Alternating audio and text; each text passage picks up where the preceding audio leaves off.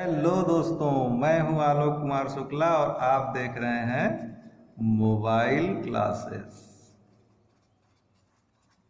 दोस्तों, आज के इस वीडियो में हम बात करेंगे पाषाणकालीन संस्कृति के अगले भाग में जो नवपाषाण काल है।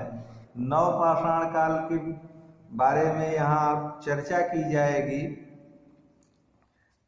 नवपाषाण काल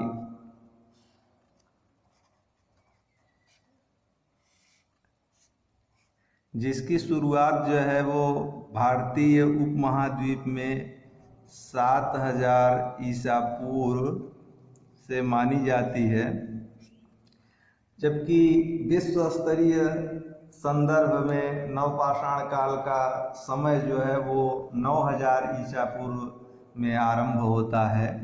तो दोस्तों, आज के इस वीडियो में हम नवपाषाण कालीन जीवन शैली में होने वाले परिवर्तन पर चर्चा करेंगे, जिसमें सामाजिक परिवर्तन है, राजनीतिक परिवर्तन, धार्मिक परिवर्तन। तो सामाजिक क्षेत्र में जो परिवर्तन हुए उसमें मुख्यतः कृषि और आवास, उनके वस्त्र कैसे थे, आभूषण कैसा था, इन सारी चीज़ों पर हम चर्चा करेंगे। तो आइए देखते हैं नवपाषाण काल। नवपाषाण काल का जो प्रारंभ है वो भारतीय उपमहाद्वीप में 7000 ईसा पूर्व के लगभग शुरू होता है, जबकि विश्व के अन्य भागों में नवपाषाण काल का प्रारंभ जो है वो 9000 ईसा पूर्व के में लगभग शुरू हुआ। तो अगर भारतीय उपमहाद्वीप में प्राचीनतम नवपाषाणिक बस्ती जो मेहरगढ़ है, मेहरगढ़ की बात करें, जहां से कृषि का प्राचीनतम साक्ष्य प्राप्त होता है। कृषि का जो है वो प्राचीनतम साक्ष्य कहां से प्राप्त होता है? मेहरगढ़। अगर सामाजिक क्षेत्र में परिवर्तन की बात करें तो कृषि जो है वो नवपाषाण काल में कृषि की शुरुआत हो चुकी थी। सर्वप्रथम जो है वो कहाँ से प्राप्त हुआ? मेहरगढ़। मेहरगढ़ कहाँ है? पाकिस्तान में। पाकिस्तान के बलूचिस्तान प्रांत में स्थित है। मेहरगढ़ जो साइट है, नवपाषाण कालीन साइट मेहरगढ़, वो पाकिस्तान के बलूचिस्तान प्रांत में स्थित है। और यहीं से क्या प्राप्त हुआ? कृषि का प्राचीनतम साक्ष्य। कृषि का जो प्राचीनतम साक्ष्य है वो 7000 ईसा पूर्व के लगभग मेहरगढ़ से प्राप्त होता है। अगर इस काल के प्रमुख उपकरण की बात की जाए तो नवपाषाण काल के जो उपकरण थे वो क्या थे? पालिशदार कुल्हाड़ियाँ। अब उपकरणों में मानव जो है वो पॉलिश करने लगा, कुल्हाड़ियाँ जो है वो अच्छी और सुंदर बनने लगी, इनका निर्माण हुआ। अन्य उपकरणों की बात की जाए तो हथौड़ा, छेनी, बसुली और इसके साथ साथ जो है वो अस्थि निर्मित, हड्डियों के द्वारा निर्मित उपकरण भी प्राप्त हुए नवपाषाण काल से। अगर नवपाषाण काल के जो प्रमुख केंद्र हैं उनके बारे में चर्चा की जाए तो उसमें मेहरगढ़, इनामगांव, टिक्कलकोट, बागोर, आदमगढ़, चिराद, हस्तिनापुर, बुरजोम, जखेड़ा, कोल्डियवा, नेवासा, तरंजीखेड़ा, तमाम जो है वो केंद्र नवपाषाण कालीन पुरास्थल के रूप में प्राप्त होते हैं, जिसमें अगर सिस्टमेटिक अध्ययन की दृष्टि से देखा जाए तो भारत में 6 भागों में इसे विभाजित किया जा सकता है, जहां से नवपाषाण कालीन पुरास्थल प्राप्त होते हैं। तो पहला हो जाएगा आपका उत्तरी भारत, दूसरा विंध्य क्षेत्र, तीसरा दक्षिणी भारत, चौथा मध्य गंगा घाटी, पांचवा मध्य पूर्वी क्षेत्र और छठा पूर्व उत्तर भारत। अगर उत्तरी भारत में देखें तो कश्मीर। कश्मीर में जो है वो 2 मुख्य साइट है नवपाषाण काल की, जो पहला है बुर्जहोम, दूसरा है गुफकराल। तो बुर्जहोम जो है वो डिटेरा और पीटरसन के अध्यक्षता में 1935 में इसकी खुदाई की गई। जो कश्मीर का बुर्जहोम है वहाँ की खुदाई कब की गई? 1935 में डिटेरा और पीटरसन की अध्यक्षता में। यहीं से जो है वो बुर्ज होम से ही मनुष्य के साथ पालतू कुत्ते को दफनाने की प्रथा प्रचलित प्राप्त होती है। यहाँ से मनुष्य के साथ जो है वो पालतू कुत्तों को दफनाने की प्रथा जो है वो प्रचलित हुई। तो क्वेश्चन पूछता है कि मनुष्य के साथ जो है वो पालतू कुत्ते किस नवपाषाण कालीन स्थल से प्राप्त होते हैं, तो वो कौन सा है, बुर्ज होम, जो कश्मीर से प्राप्त होता है। यहाँ गड्ढे वाले गर्त जो गड्ढे वाले घर के अवशेष भी प्राप्त होते हैं दोस्तों। बुर्ज होम से ही गड्ढे वाले घरों के अवशेष भी प्राप्त होते हैं। गुफ कराल जो है, गुफ कराल वो ए.के. शर्मा के निर्देशन में 1981 ईस्वी में इसकी खुदाई की गई, जो कश्मीर की में गुफ कराल साइट है। यहाँ से सिलबट्टे के साथ हड्डी की बनी सुइयां भी प्राप्त हुई हैं। अब देखिए विंध्य क्षेत्र में इलाहाबाद उत्तर प्रदेश की बात की जाए तो यहाँ से 3 जो है वो मुख्य साइट हैं, कोल्डीहवा, महगढ़ा और पंचोर। यहाँ जो कोल्डीहवा है, कोल्डीहवा से धान की खेती किए जाने का प्राचीनतम साक्ष्य, जिसका टाइम पीरियड लगभग 7000 ईसा पूर्व के लगभग है, 7000 से 6000 ईसा पूर्व तक। तो धान की खेती किए जाने का यहाँ जो एक मिट्टी का बर्तन मिला, उस पर धान की भूसी चिपकी हुई थी दोस्तों।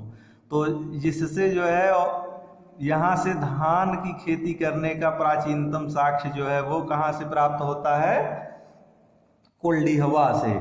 अगर दक्षिण भारत की बात करें तो वहाँ कर्नाटक में मास्की है, ब्रह्मगिरी है, संगनकल्लू है, हल्लूर है, कोडिकल है, टी नरसीपुर है, पिकलीहल है, तेक्कलकोट है। ये जितने भी पुरास्थल आपको दिख रहे हैं, ये सारे पुरास्थल क्या हैं, नवपाषाण कालीन पुरास्थल हैं। तो आंध्र प्रदेश की बात की जाए तो यहाँ नागार्जुनी कोंड, उतनूर, फलवाय और सिंगनपल्ली, ये आंध्र प्रदेश से संबंधित पुरास्थल साइट है नवपाषाण कालीन।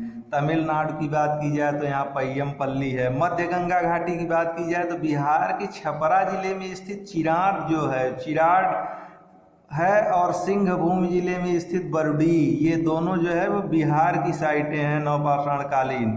मध्य पूर्वी क्षेत्र की बात की जाए तो उड़ीसा के मयूरभंज जिले में स्थित कुचाई पुरास्थल से जो है वो पालिशदार कुल्हाड़ियाँ प्राप्त होती हैं।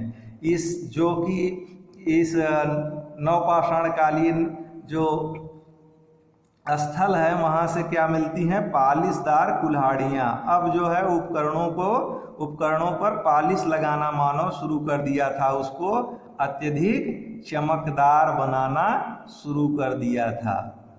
ये मुख्य जो है वो उपकरणों को परिष्कृत करना था कि इसको जो है अच्छा दिखने लगे, उसको पालिश करते थे। और उसमें हत्था भी लगाना शुरू कर दिए। जो उपकरण बनाते उसमें जो है वो हत्थे का उपयोग भी यहाँ से शुरू कर दिए, जिससे कि आसानी से शिकार किया जा सकता था।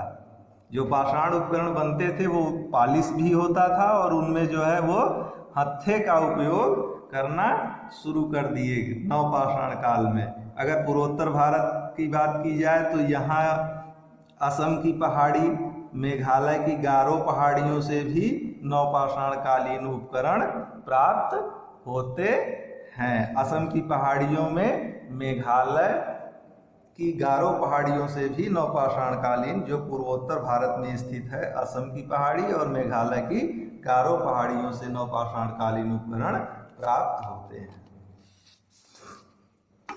अगर नवपाषाण कालीन जो संस्कृति है उसकी मुख्य बिंदुओं पर भी चर्चा कर लेते हैं, तो नवपाषाण कालीन जो संस्कृति है वो पूर्व की संस्कृतियों की अपेक्षा अधिक विकसित है।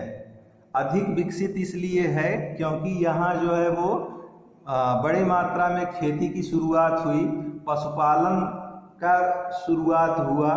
अब यहाँ जो है नवपाषाण काल में मानव उपभोक्ता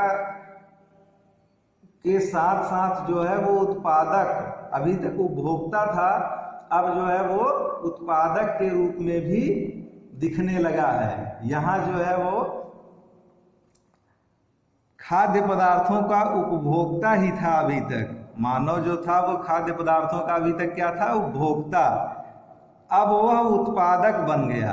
अब यहाँ से जो है वो कृषि की शुरुआत हो गई। वो कृषि करने लगा, पशुपालन करने लगा और आवास में रहने लगा। एक अस्थाई आवास बना करके, जैसे आपको पता है कि बुर्ज होम में गर्त आवास के साक्ष्य प्राप्त होते हैं कश्मीर में, तो यहाँ अस्थाई निवास के साक्ष्य जो है वो मिलने लगते हैं। वो मिट्टी और सरकंडे के साथ जो है वो गोलाकार या आयताकार, जैसे गोलाकार या आयताकार घरों में जो है वो निवास करना शुरू कर दिए। यहाँ मानव जो है या तो गोलाकार घर बना लेता था या फिर आयताकार, और यहाँ जो है वो एक साथ अपने परिवार के साथ जो है वो रहना शुरू कर दिया। वस्त्र पहनना भी शुरू कर दिया वो। अब यहाँ से कपास का उत्पादन शुरू हो गया, कृषि होने लगी तो कपास का उत्पादन शुरू हो गया और इससे बुनाई होने लगी और कपड़े जो है वो मानव यहाँ से पहनना शुरू कर दिया। क्योंकि उतनूर जो पूरा स्थल है वहाँ से कपड़े का भी साक्ष्य मिला है। यहाँ कृषि कार्य से पूर्णतया परिचित हो गया, पशुपालन करना प्रारंभ कर दिया। मानव अब उपकरणों पर पालिश करना प्रारंभ, जैसा कि आपको बताया ना कि जो हाथ की कुल्हाड़ी और छेनी, हथौड़ी, ये सारी चीज़ें जो प्राप्त हुई हैं वो पालिशदार हैं, वो अत्यधिक जो है वो परिष्कृत हैं, सुंदर दिखने वाली। जो इनमें हाथों का उपयोग भी किया गया है। और अब मनुष्य जो है वो खानाबदोश और घुमक्कड़ न होकर अस्थाई जीवन शुरू कर दिया। उसने जो है वो घर बनाना शुरू कर दिया। या तो वो आयताकार घरों में रहता था या गोलाघर, ये मिट्टी और सरकंडे के बने होते थे। वस्त्र का उपयोग करना शुरू कर दिया। मिट्टी के बर्तनों पर चित्रकारी और रंगने की कला जो है वो प्रचलित हो गई। बर्तन का उपयोग भी करने लगा खाना खाने के लिए, और इन बर्तनों के उपयोग में उसको लाया। और यहाँ जो है बर्तनों को सुंदर दिखाने के लिए उस पर जो है वो चित्रकारी शुरू कर दी और उनको रंग करके अच्छा दिखाने की उनकी जो है प्रवृत्ति जागृत हुई और वो बर्तनों को सुंदर बनाने लगे। तो नवपाषाण काल के ये कुछ मुख्य बिंदु थे, इनको आप लोग याद रखिए। ये परीक्षा की दृष्टिकोण से काफ़ी महत्वपूर्ण है। अगर आपको ये वीडियो अच्छा लगा हो तो इसे सब्सक्राइब और लाइक ज़रूर कर दें दोस्तों। धन्यवाद।